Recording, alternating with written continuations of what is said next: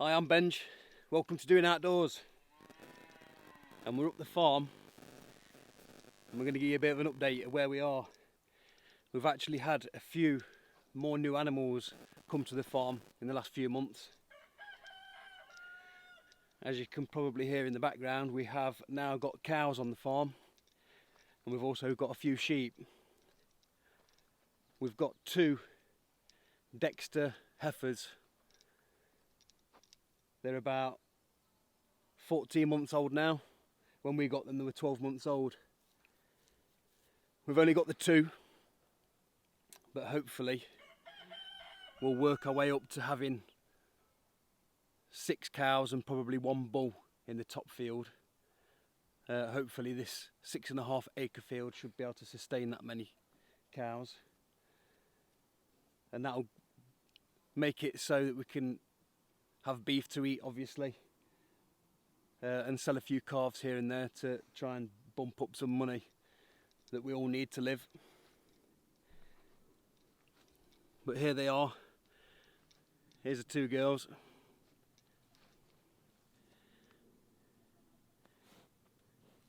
It's taken quite a while for them to become a little bit more friendly.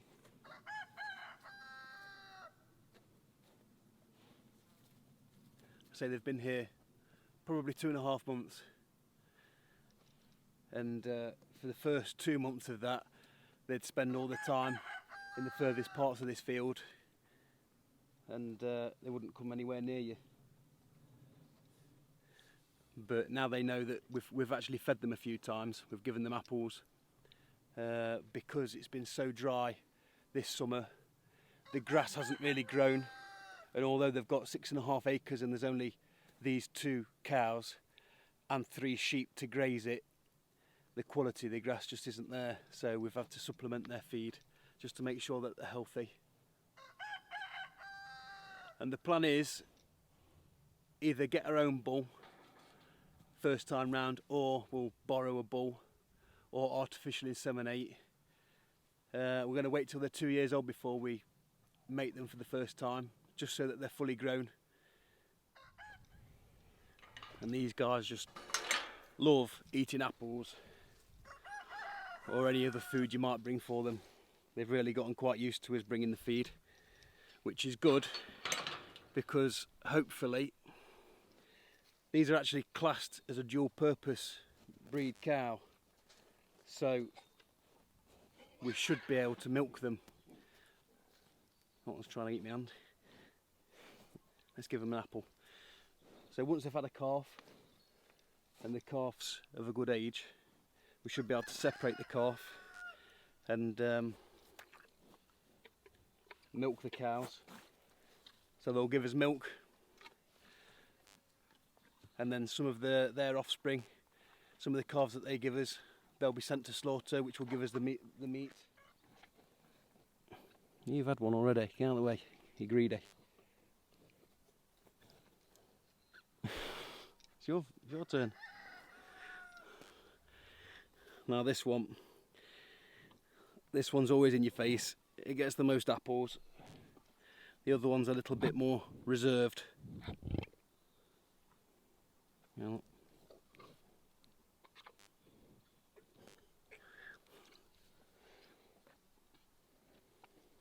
can have the big one. No. Get out of it. That's your turn.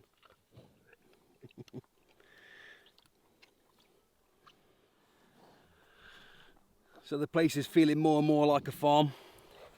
We've got the cows on the big field. We've got a pen of chickens. They're the chickens that we hatched in our incubator earlier this year. We'll go and have a look at those a bit more closely in a minute. And you can see in the top corner where we moved Bertha and Bacon. They're in their pen, clearing us some ground. And somewhere out here we've got 3 sheep. We bought them as caged lambs that someone had already fed up on milk. So when we bought them, they just needed turning out onto grass. Again, we've had those quite a few months now. And because They were quite small when we got them, and they needed building up. We've been feeding them quite a lot on a pellet, and as such they have become really friendly, although I have stopped feeding them over the last 4 or 5 weeks. When Louise and Belle come up, they feed the sheep, and all Belle has to do is stand on the gate and bleat like a sheep, and they come running. Here's Bertha and Bacon waiting for the dinner, but you can really see they've made quite an impact on this corner of the field, stripping quite a lot of it back to bare earth. I say it's been very dry most of the time they've been in here, but the last week we've had a bit of rain which has softened the ground up, so now they can really put their nose to good use and turn this place over. But it's dinner time right now.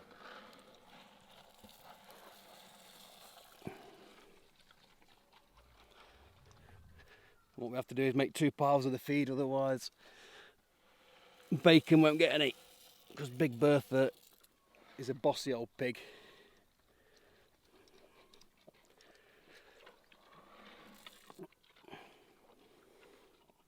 But I think you'd agree that since they've been in here and away from the piglets, they're really starting to look good.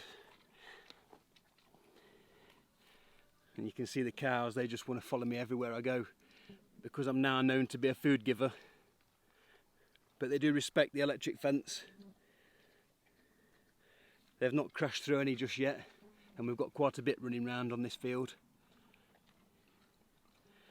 But you can just see the line of this electric fence to the right, still quite green and got grass on it, and to the left where the pigs have been annihilating it, which is what we want. I'm hoping that by the end of the winter and into spring this will be all turned over and clear of brambles and nettles and any other weeds. Then hopefully we'll be able to put some grass seed down. You can see my best mates following me. It's not so bad when they're walking slow like they are right now, but I've had them in the last couple of days really come up fast on me, galloping at full pace. And although these Dexters aren't the biggest cows, I'm sure they'd do some damage if they tried to trample me. So it's a little bit unnerving when they come full steam. Right, so let's have a look at the chickens that we've got. We've still got the chicken tractor running with the birds that we hatched last year, but this pen that I'm stood by now, which is encircled by an electric netting, these birds have been on the field now probably 10 weeks. They're about 18 weeks old now, and half of them are hatched from our own stock, and I was hoping that they would give us quite a decent meat bird, but unfortunately we've kept them now to 18 weeks and there's not much meat on them at all. Obviously the genetics just aren't there, but they'll be eaten anyway. The other half are the pure breed White Rocks and Rhode Island Reds, and they're the chickens that we want to keep. I think I'm going to go down the line of just keeping pure breed chickens, because their eggs will sell for a premium if you're selling them to people that want to hatch them. So I think that's what we're going to do. But they're all looking healthy. So I'm now just walking up to the top of the field trying to find these sheep. I saw the back of one of them yesterday from a distance, so I know they were here yesterday. I've just tried calling them as Bella would call them. I stood at the gate and gave my best impression of a sheep, but obviously I don't do it as well as Belle. So I've been walking around the field for about 10 minutes now, giving the call, bleating like a sheep, and I just had a call back and I can see them. They're all taking shade underneath a tree in the corner of this field. They all look happy, just laying down chewing the cud. go and say hello. Hello. And here they are. The trio of woolies. Oh no, they've seen me. And you can see on the back end of that sheep, he had a problem. We think he found the flowers of ragwort and was eating those, which gave him really bad diarrhea, which soaked up all of his fleece on his back end. Then once he was better, we washed him off a couple of times, but then he had something called fly strike, which is where the maggots, the flies come lay their eggs and start eating them alive. It was quite a nasty thing to sort out, but he's been without maggots for about 4 or 5 weeks now. The only problem is he keeps reaching round and pulling the scab off his back end. But these are the 3 woolies. They're not very big. And we've got 1 female. That's a female. She's still all intact. That's a male with a bad back end, and this is a male. So the males, obviously, they're going to go to slaughter when they're big enough. They've already been castrated or been banded, as they say. So they're not going to be fit for anything else. But there we go, there's the sheep. So it's starting to feel more and more like a farm as we go along. We're getting more established. There's a few more animals we'd like to get. There's a few animals we'd like to get rid of, actually. We've still got 15 out of the 19 piglets left. I don't know whether we bred them at the wrong time, but they've been advertised. I've had no interest at all. There seem to be a lot of piglets advertised in the same areas that don't seem to be selling either. So we've got 15 out of the 19 piglets left. Fortunately, 7 of those have already been sold to people that want us to keep them and feed them, take them to slaughter, and they'll have the meat at the end. So it just leaves us with the 8. So we've got no choice but to feed them. And they'll undoubtedly go to slaughter. They are still advertised for sale, but the more money in feed that we put into them is going to increase the cost of the animal. And people weren't interested at the low cost when they were 8-week-old piglets, so I can't see them wanting to buy them at a more expensive rate. So I think we're just stuck with these. It's a learning curve. The problem we are facing is that all animal feeds have gone up by 30 to 40%. So it doesn't make it very cost effective producing this pork when the supermarkets can do it at about £4 a kilo, and raised this way, buying the food that we buy makes it about £6 to £7 per kilo.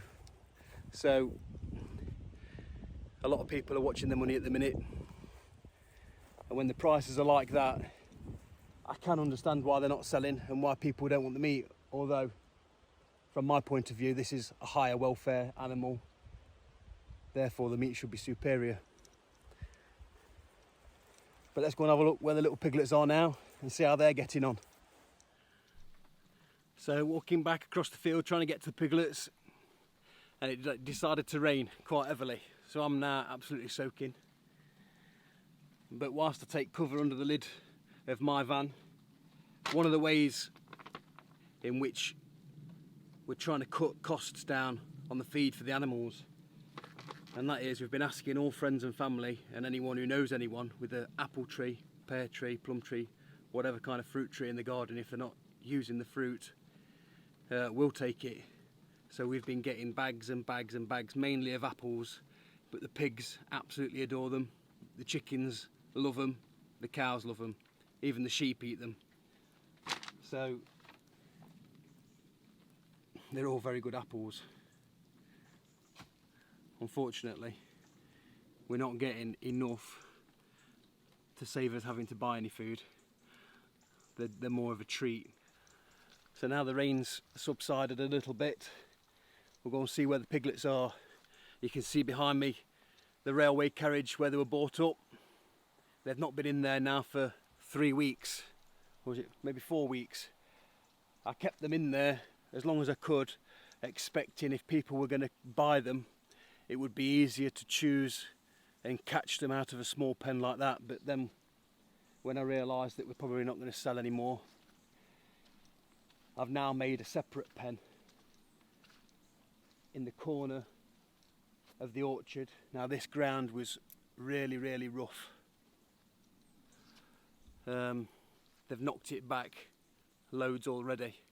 There's a lot of brambles, there were a lot of nettles, so basically we're just using these piglets to clear ground whilst they feed themselves. See them in the distance? They're eating something. But again, it's been mainly dry since they've been put in this pen, but now we're getting quite a bit of rain, which is softening the ground. They're managing to make good use of their nose, and they're clearing this ground, which is great, because when we first bought this place it was nothing but an overgrown jungle of bramble. You can see here how thick it is. So the hope is that they're going to get through all this. But here they are, the remnants of Bertha's litter, which there's 4 of, and all of Bacon's litter. Again, we've got 7 of these already sold out. We're just keeping them and feeding them up to slaughter weight. And the people who have asked for them will pay, obviously, for their feed. They're going to pay the price of what a piglet would cost, and whatever costs are associated with slaughter and butchery. But these little piglets are really happy where they are. They're getting to eat fresh greens every day, roots, whatever else they can find, plus they're getting all the rations that they would normally have. So fingers crossed, it's going to make some tasty bacon. Well, whilst I'm in the orchard, I'll let you take a look at the fruit trees and the other trees, the nut trees that we planted earlier this year. And it's been a bit of a disaster really, because we've had such dry weather. I don't think it rained here for about 10 weeks. Really, really dry. And a lot of the trees that I planted started drying and dying because we don't have a massive amount of water on site. I'm having to bring all water for all the animals up in my van.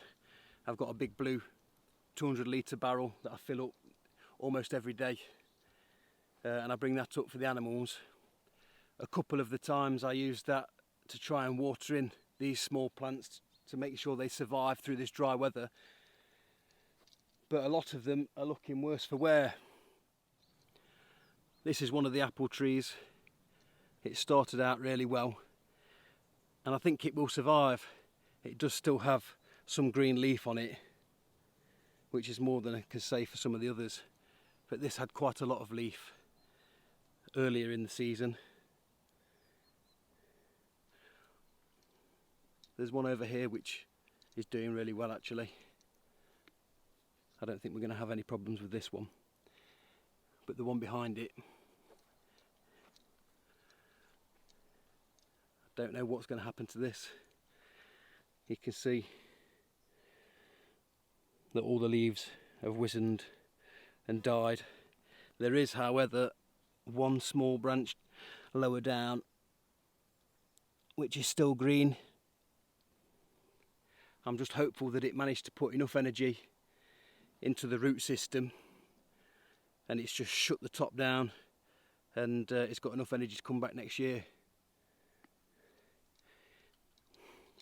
Here's one of the nut trees.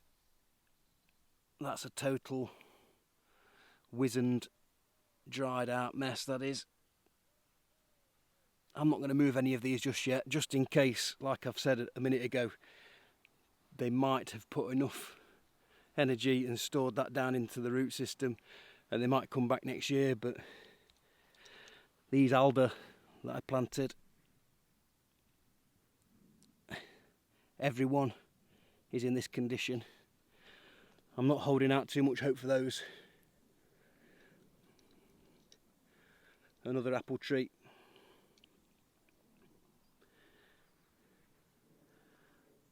One green leaf on it. But it has put buds out for next year, which is a good sign. I've not seen that on many others. That was a plum.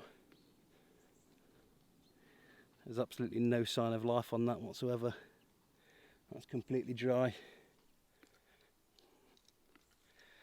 And this apple tree was doing really well at the beginning.